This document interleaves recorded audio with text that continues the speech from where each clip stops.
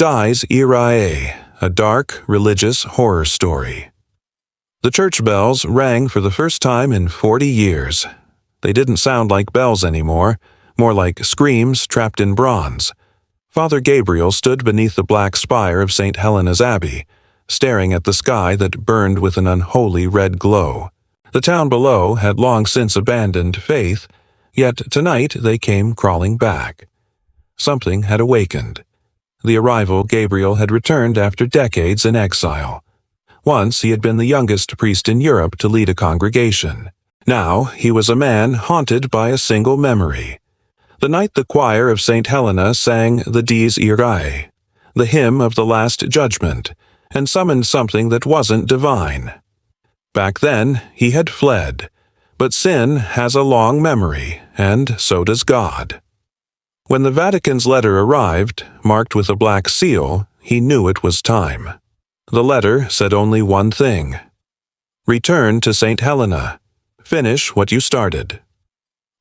The Abbey of Shadows. The abbey was rotting from the inside. Candlelight revealed frescoes peeling from the walls, saints with their eyes gouged out, angels with burnt wings. Gabriel found Sister Miriam waiting inside, the only remaining nun. Her voice trembled as she spoke.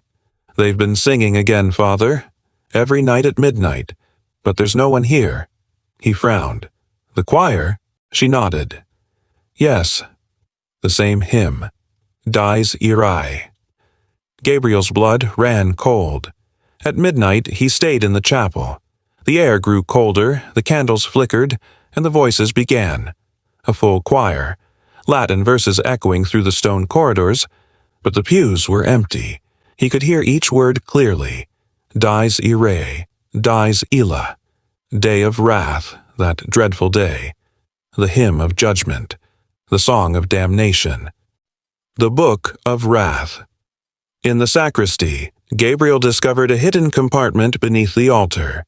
Inside lay an ancient book bound in black leather, its cover branded with the sigil of the archangel Uriel.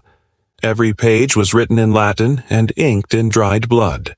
The title read, Liber Irae, the Book of Wrath.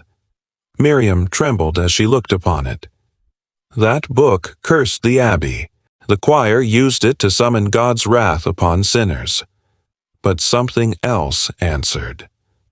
Gabriel opened the first page. The text was a prayer of judgment, meant to be sung by 13 voices. But the last line was missing, torn out, as if someone had tried to stop it. He realized with horror, the final verse was a seal. Without it, the summoning could never end. The 13th voice. That night, Gabriel and Miriam heard the hymn again.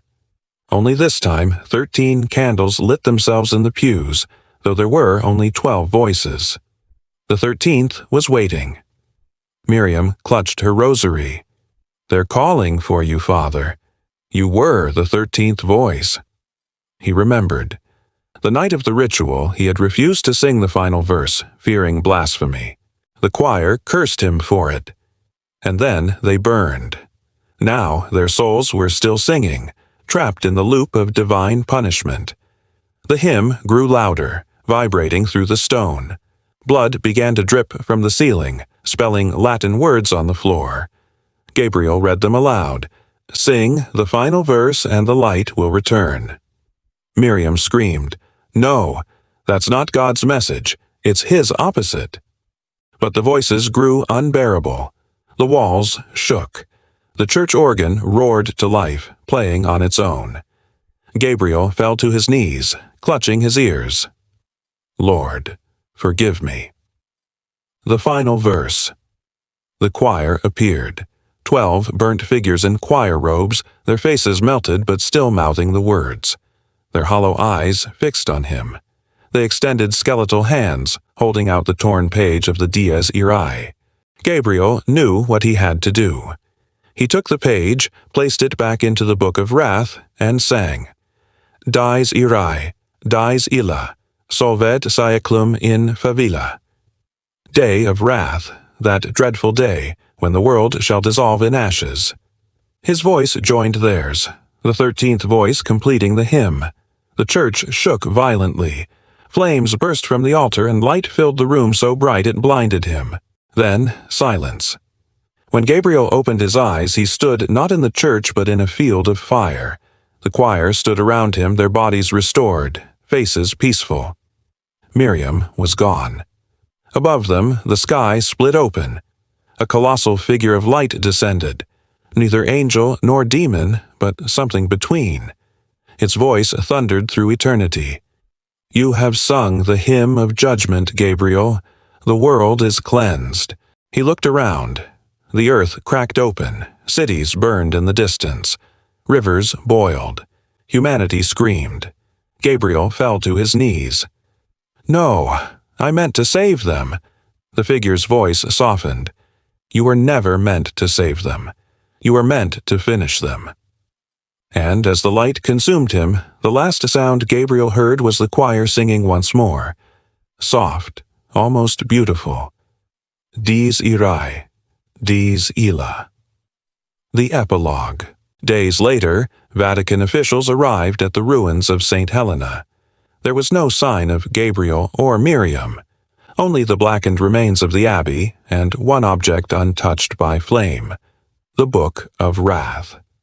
On its first page, new words were written in fresh blood: "Judgment has begun."